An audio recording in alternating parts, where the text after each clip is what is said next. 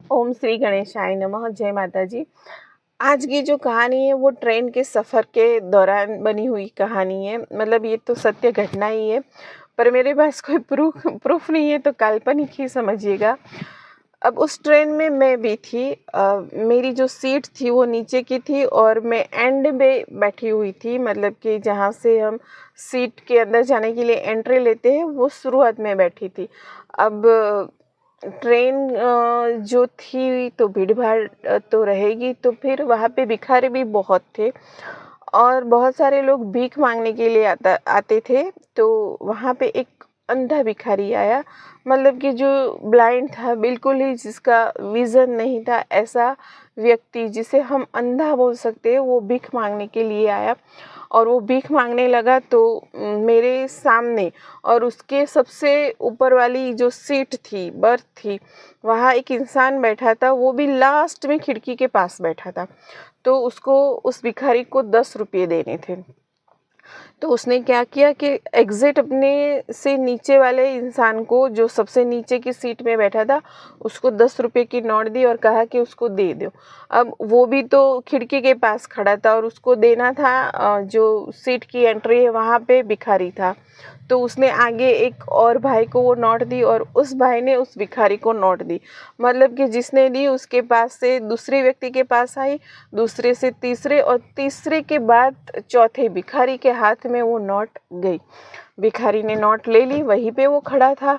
फिर बातचीत यही होने लगी, जो इन्होंने 10 रुपया दिया उसके बारे में ही बात होने लगी।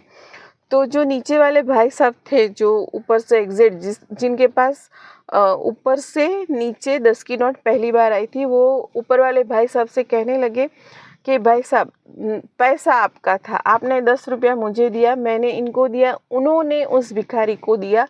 तो अब ये जो पुण्य है वो डिवाइड कैसे होगा? किसको कैसा पुण्य मिलेगा? अब बात तो मतलब बनती थी, आज भी बनती थी कि हाँ, पॉइंट तो है कि पुण्य किसको मिलेगा। और इसका जवाब किसी ने नहीं, पर उस भिखारी ने दिया कि भाई साहब सुनिए, मैं अंधा हूँ, मेरा भगवान अंधा नहीं है। उसके हिसाब में कभी भी गड़बड़ नहीं होती है, वहाँ पे कोई करप्शन नहीं होता है, उसके सिस्टम में कोई वायरस नहीं रहता है। उसका जो सुपर कंप्यूटर है वो एकदम परफेक्ट, मतलब जजमेंट करेगा और परफेक्ट हिसाब करेगा।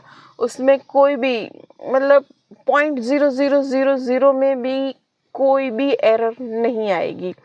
मेरे भगवान का हिसाब परफेक्ट है, आप चिंता मत कीजिए। वो आपने जो भी पुण्य किया है उसका हिसाब परफेक्ट करेगा और आपको परफेक्टली वो जो आपका पुण्य है वो आपके खाते में, आपके अकाउंट में ऐड करेगा।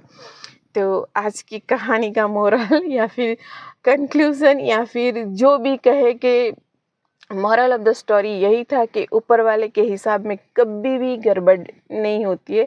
ऊपर वाले का हिसाब परफेक्ट रहता है। Thank you so much. जय माता जी। ओम श्री गणेशाय नमः।